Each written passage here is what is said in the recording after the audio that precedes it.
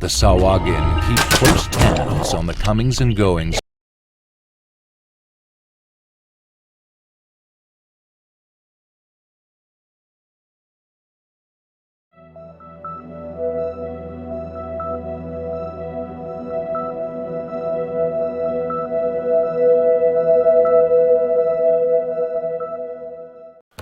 Olá, aventureiros digitais!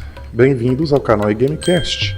Eu sou o Montemor e hoje trago para vocês a mais nova pasta do canal voltada para o sistema de Dungeons & Dragons no cenário de Khorvain, o Bestiário de Eberron, complementando nossos vídeos de D&D Online. Antes de começar a falar das criaturas que compõem este maravilhoso cenário, esse local onde as aventuras ocorrem e que é tão rico em possibilidades tanto no jogo digital quanto no jogo de mesa. Eberron tem seu tom único, que torna esse mundo especial, a aventura. Você poderá dizer que a aventura tem todo o cenário de D&D, mas estamos falando de um senso de aventura mais cinematográfico. O tom aventuresco permite histórias no estilo, por exemplo, de Indiana Jones, algo mais capa-espada, espionagem ou intriga no ar. O próprio livro dá boas sugestões de filmes para os mais variados temas para inspirar, como O Nome da Rosa, Piratas do Caribe, Falcão Maltês, A Múmia, entre outros. Outro diferencial é a união entre ciência e magia.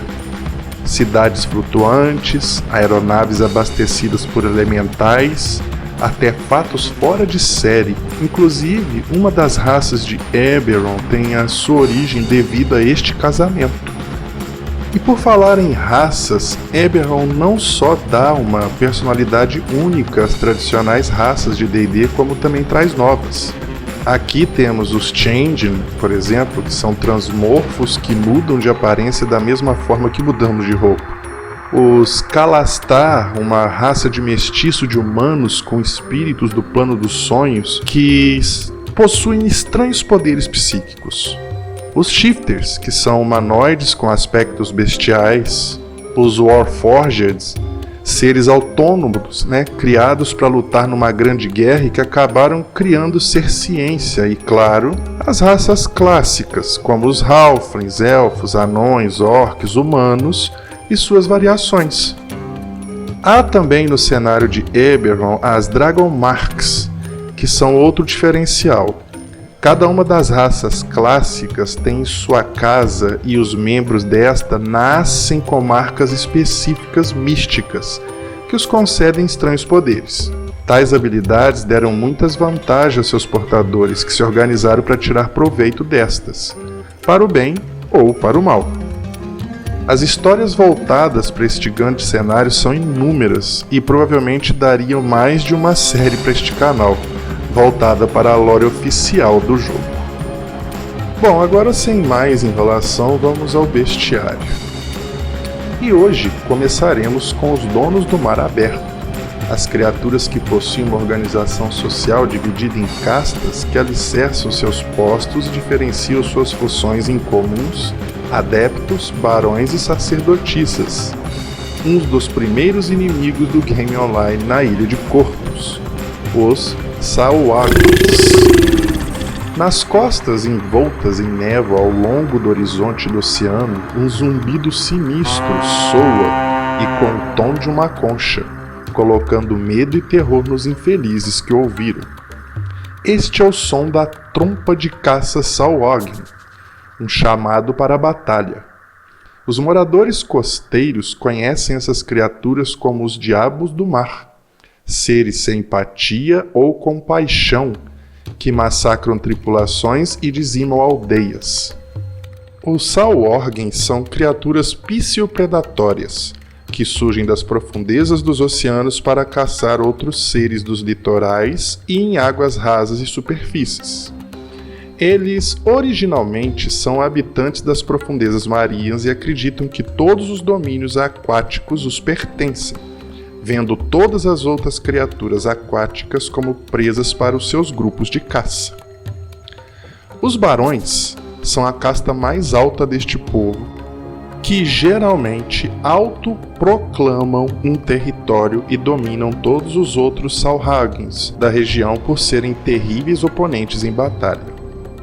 Eles possuem pares de braços secundários e são sempre machos da espécie. Todos os outros Sahuagins da região dominada se ajoelham perante esses barões e jamais ousam desafiá-los.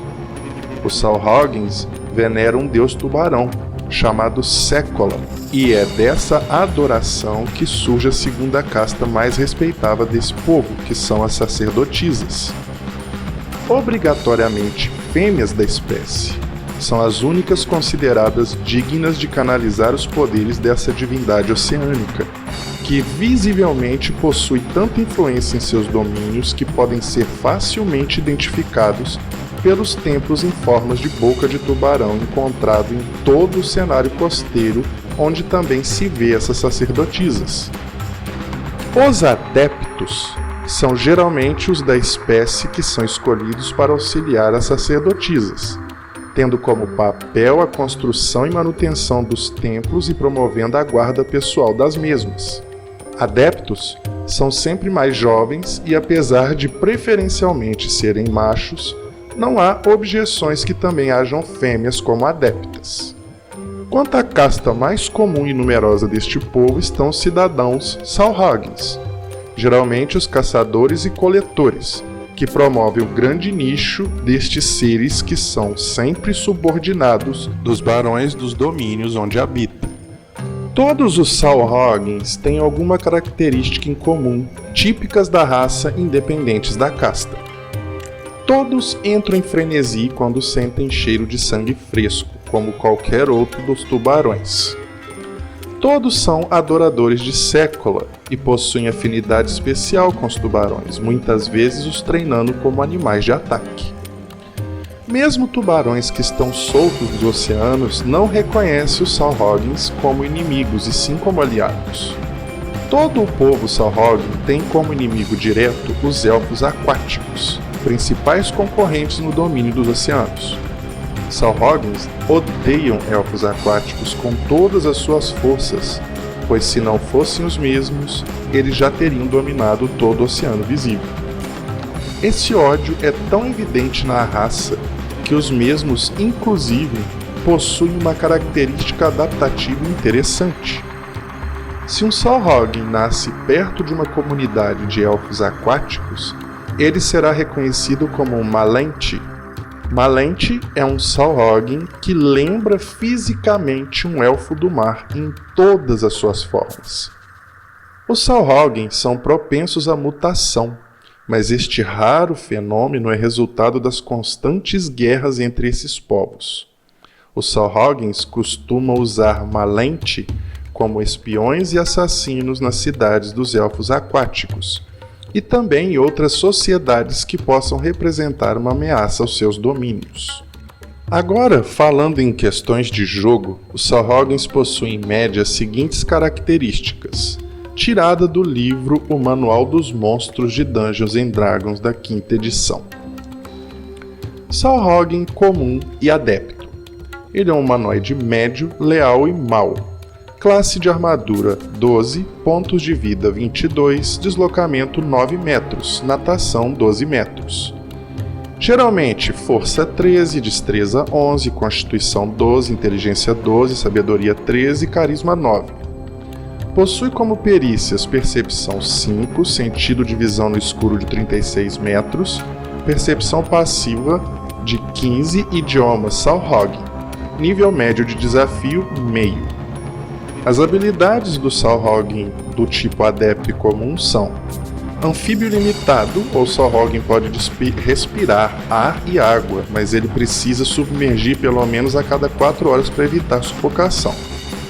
O frenesi de sangue, que o Sahuagin tem vantagem nas jogadas de ataque corpo a corpo contra qualquer criatura que não esteja com todos os seus pontos de vida. E telepatia com tubarões. Os Sahuagin podem comandar magicamente qualquer tubarão até 36 metros dele, usando uma telepatia limitada. Sacerdotisa Sahuagin, humanoide médio, leal e mau. Classe de armadura 12, pontos de vida 33, deslocamento 9 metros, 12 em natação.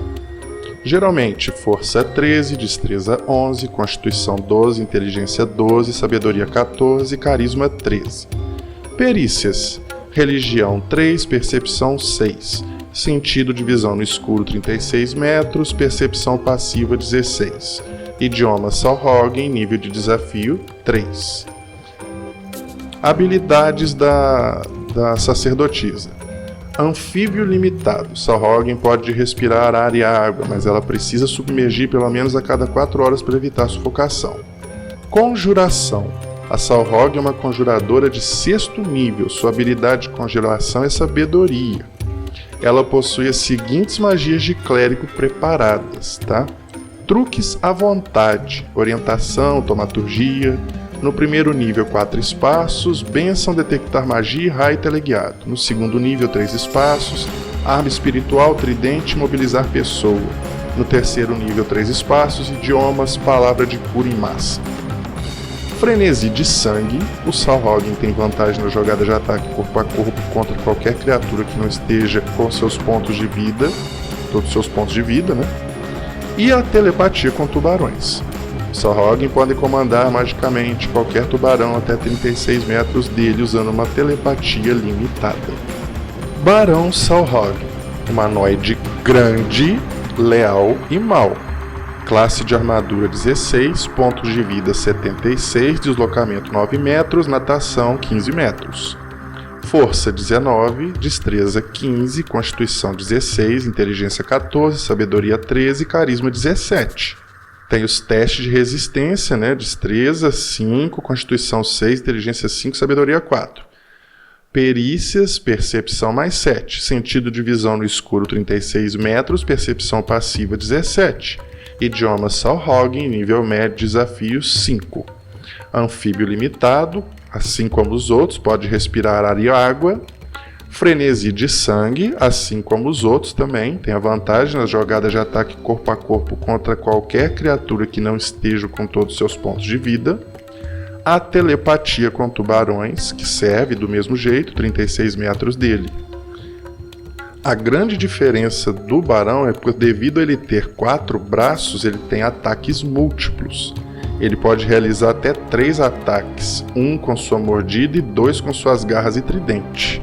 A mordida é um ataque corpo a corpo, né, que dá 2d4 mais 4 de dano. As garras é outro ataque corpo a corpo, que dá 2d6 de dano mais a força.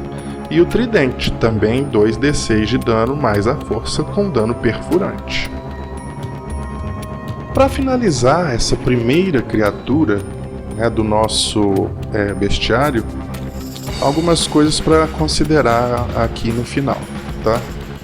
Todos os Salhogens são leais e maus, tá? Essa é o comportamento deles.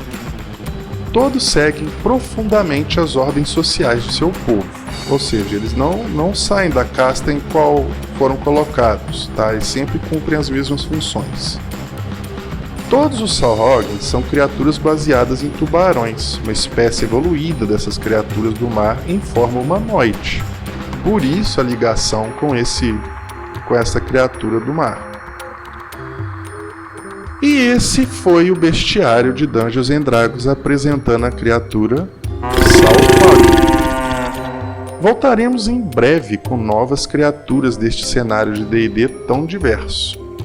Se vocês gostaram desse conteúdo e gostariam de fazer sugestões sobre a construção destes vídeos, comentem. Façam críticas, isso é muito importante para continuarmos melhorando o nosso material. E se inscrevam no canal, né, para poder ajudar o nosso trabalho aí. Bem, gente, eu paro por aqui. Nos vemos no próximo Monstro de D&D. Um muito obrigado a todos que assistiram. Era só isto neste vídeo e valeu!